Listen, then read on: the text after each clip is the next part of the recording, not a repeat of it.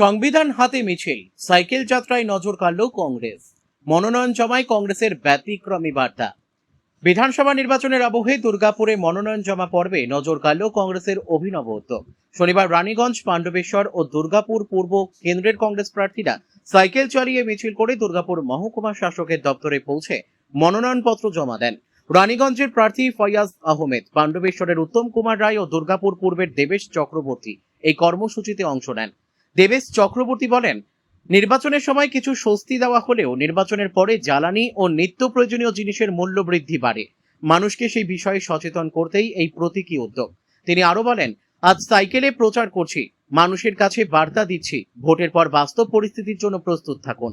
অন্যদিকে দুর্গাপুর পশ্চিমের কংগ্রেস প্রার্থী তরুণ রায় হাতে সংবিধান নিয়ে মিছিল করে মনোনয়নপত্র জমা দেন। তিনি বলেন, আমি এই মাটির মানুষ।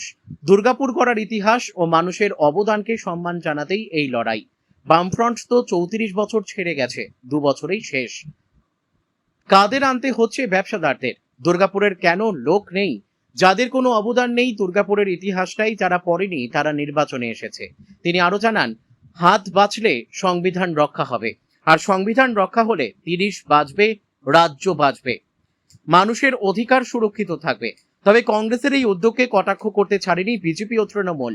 জেলা বিজেপির মুখপাত্র সুমন্ত মণ্ডল বলেন, এসব নাটক করে মিডিয়ায় থাকার চেষ্টা হচ্ছে, বাস্তবে মানুষের সমর্থন নেই। সাধারণ মানুষ তাই সব জানে, তাদের যেখানে ছিল সেখানেই পাঠিয়ে দেবে। জেলা তৃণমূল সহ সভাপতি উত্তম মুখোপাধ্যায়ের কথায়, নাটক করে লাভ নেই, মানুষের উন্নয়নই শেষ কথা, সেটাই মানুষ বিচার করবে। রাজনৈতিক পর্যবেক্ষকদের মতে প্রতীকী বার্তার লড়াইয়েও ক্রমশ জমে উঠছে ভোটের ময়দান। শেষ পর্যন্ত মানুষের বাস্তব অভিজ্ঞতাই নির্ধারণ করবে ফলাফল, এমনটাই মত ওয়াকিবহাল মহলের। দুর্গাপুর থেকে বিধানচন্দ্র গাঙ্গুলির রিপোর্ট, বিগ নিউজ বাংলা। এসব এনারা নাটক করছেন, এমনিতে বড় বড় গাড়িতে ছাড়া এনারা ঘোরেন না। বাড়িতেও কি তাহলে কাঠকয়লায় রান্না করছেন? সেটারও একটা ভিডিও তুলে পোস্ট করুন। এইসব নাটক সাধারণ মানুষ জেনে গেছে, বুঝেও গেছে। এনাদেরকে আর মানুষ বিশ্বাসও করে না, তাই এনাদেরকে প্রত্যাখ্যান করেছে।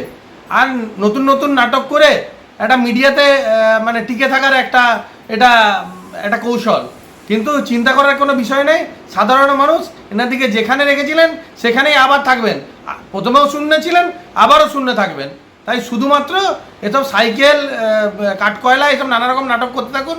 আর মানুষ এনাদিকে বিশ্বাস করে না, আগামী দিনেও করবে না।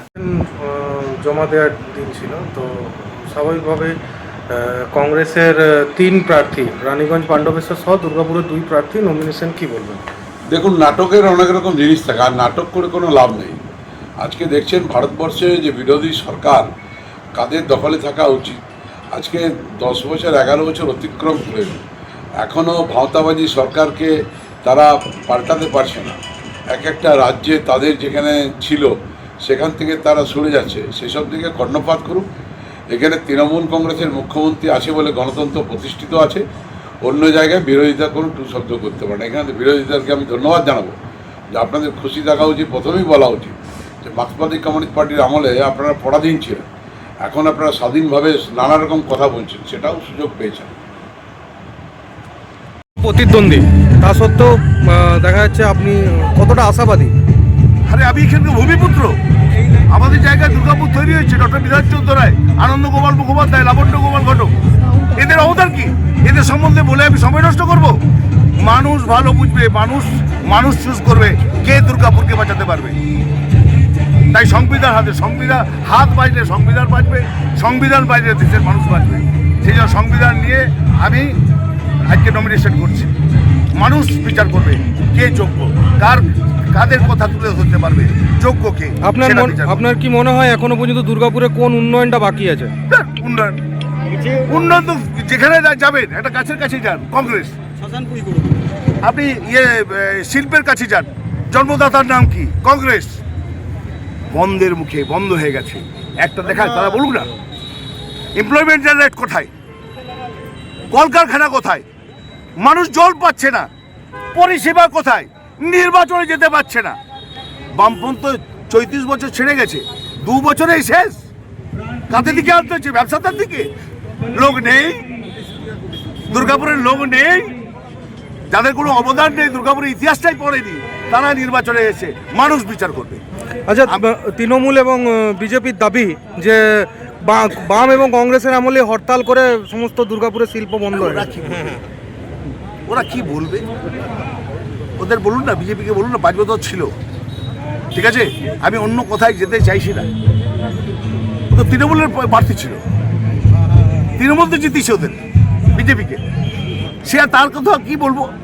মোদিকে 15 লাখ টাকা করে দিতে বলুন না, তারপর এদের কথা বলে সময় নষ্ট করছে।